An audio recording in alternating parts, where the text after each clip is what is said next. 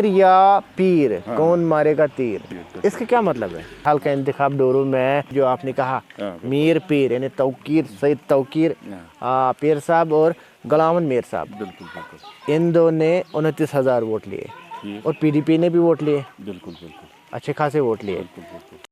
بسم اللہ الرحمن الرحیم، السلام علیکم ناظرین، آپ دیکھ رہے ہیں کشمیر کراؤن، میں ہوں بلال شاہ آبادی۔ انتخابات کا بگل بج چکا ہے، اے سی آئی نے اناؤنسمنٹ بھی کیا ہے 18 ستمبر کو فرسٹ فیز کے الیکشن ہوں گے۔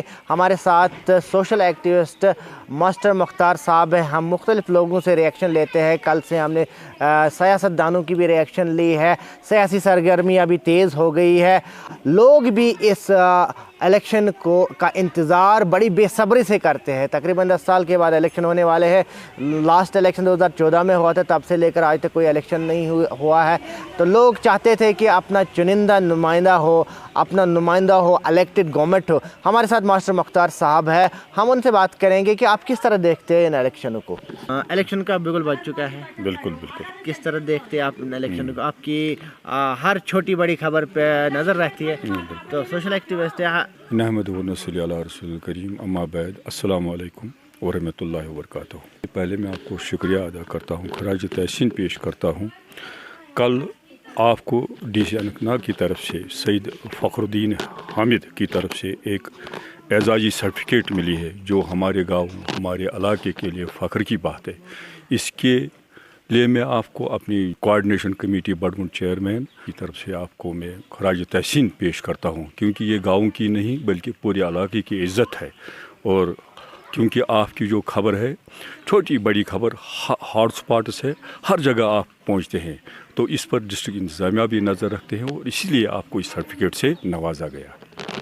تو باقی جو الیکشنوں کی بات رہی ہے، تو تقریباً 1 ڈیکیڈ کے بعد اب دوبارہ یہاں الیکشن ہونے والے ہیں۔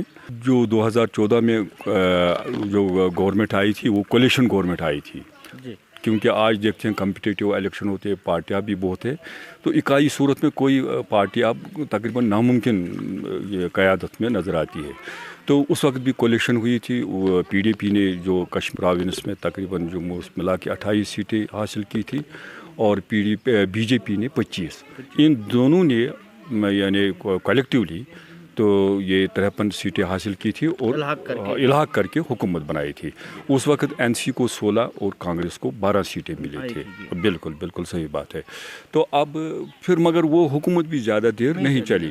2014 میں وہ اب حکومت بنی تھی، اور 2018 میں آپسی کچھ ان میں ہوا تھا، تو انڈرسٹینڈنگ کیا مسئلہ تھا یہ ان کا آپسی، تو پھر وہ حکومت ٹوٹی۔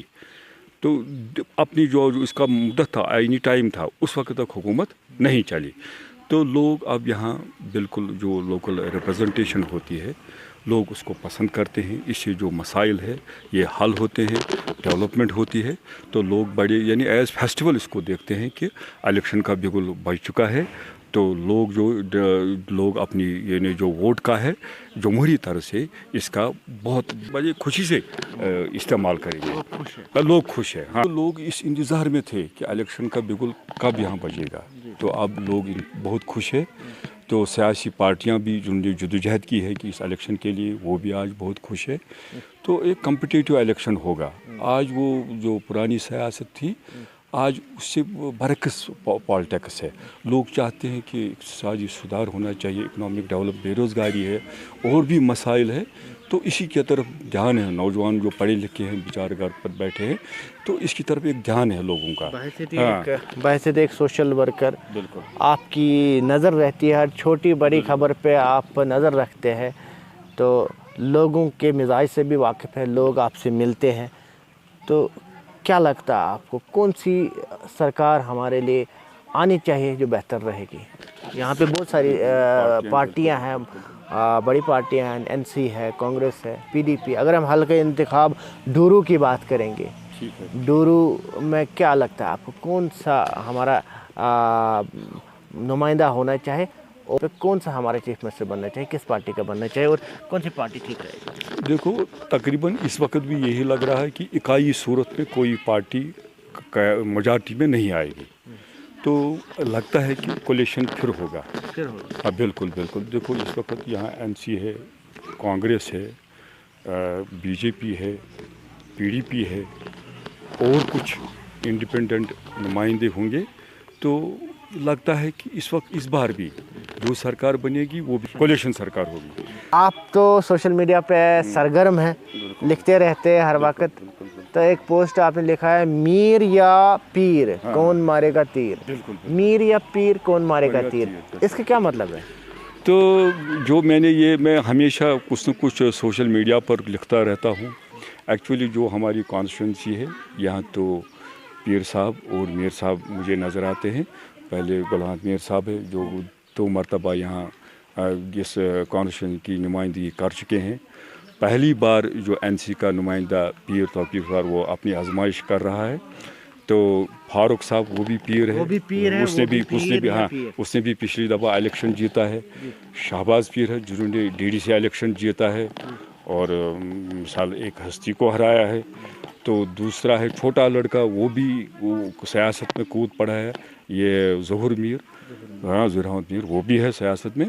तो इसलिए मैंने मीर या पीर, मगर जो लोगों ने यहाँ तजियागार है यहाँ या इंटरव्यू उन्होंने हाल का इंतखाब डोरू में अगर हम पार्लियामेंट इलेक्शन की बात करेंगे तो 29,000 वोट लिए हैं जो इंडिया अलायंस है, जिसमें हमारे अगर डायरेक्टली यहाँ पे बराह रास्त मीर और पीर जो आपने कहा, मीर पीर यानी तौकीर सईद तौकीर पीर साहब और गुलाम मीर साहब, इन दो ने 29,000 वोट लिए और पीडीपी ने भी वोट लिए, अच्छे खासे वोट लिए। तो क्या लगता है आपको ये 29,000 वोट लेना अलायंस का, अब ये अलायंस में नहीं है इस वक्त अलग अलग लड़ रहे हैं, तो क्या लगता है कितने कितने वोट लेंगे आज?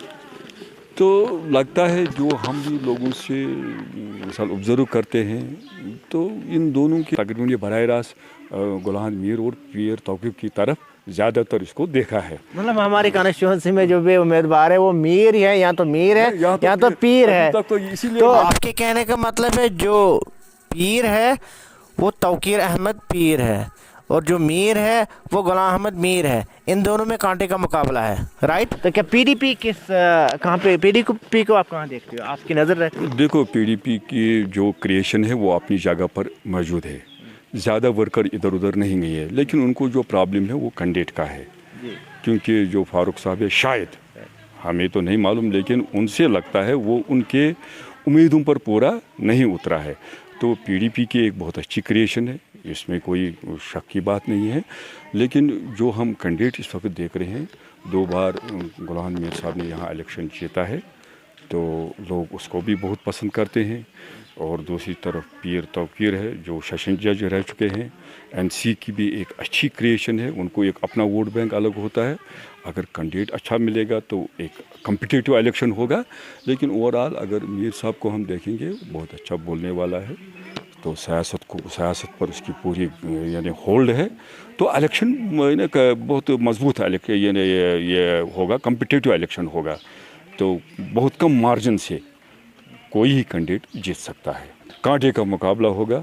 और दूसरी तरफ पीर शहबाज भी है, उसने जो डीडीसी इलेक्शन जीता है, मगर चूंकि ये एक वाइड कंसेप्ट है सियासत का, ये कॉन्स्टिट्यूंसी लेवल पर है, उसने वो डीडीसी का इलेक्शन तो जीता और एक हस्ती को उसने हराया। मिसाल ये भी कोई आसान बात नहीं है। अगर पीडीपी ने कोई अच्छा नुमाइंदा उठाया तो क्या लगता है आपको पीडीपी कहाँ पे है? अगर पीडीपी को एक अच्छी रिप्रेजेंटेशन मिलेगी, एक अच्छा कैंडिडेट सामने आएगा, तो उनकी तो ऑलरेडी तो क्रिएशन है। मैंने पहले भी कहा है कि उनके जो वर्कर्स हैं वो ज़्यादा इधर उधर नहीं, अपनी जगह पर मौजूद है, साइलेंट है, तो वो भी एक फैक्टर बन जाएगा। फिर ये ट्रायंगुलर मुकाबला होगा, त्रिकोणीय मुकाबला होगा, तो इलेक्शन बड़ा दमदार होगा। बहरहाल 4 अक्टूबर को तो फैसला आएगा, पता चलेगा किसके सर सहरा सजेगा। 6 अक्टूबर तक तो गवर्नमेंट बन चुकी होती जम्मू कश्मीर की, इलेक्टेड गवर्नमेंट। कौन होगा जम्मू कश्मीर का चीफ मिनिस्टर, जो वो तो आने वाले वक्त में पता चलेगा, यानी 6 अक्टूबर को पता चलेगा। ये थे हमारे साथ मास्टर मुख्तार साहब, जो सोशल एक्टिविस्ट है, जो सोशल मीडिया पे हर वक्त लिखते रहते हैं, सरगर्म होते हैं, ये हर छोटी बड़ी खबर पर नज़र रखते हैं। आप देखते रहे कश्मीर क्राउन बिलाल शाहबादी के साथ।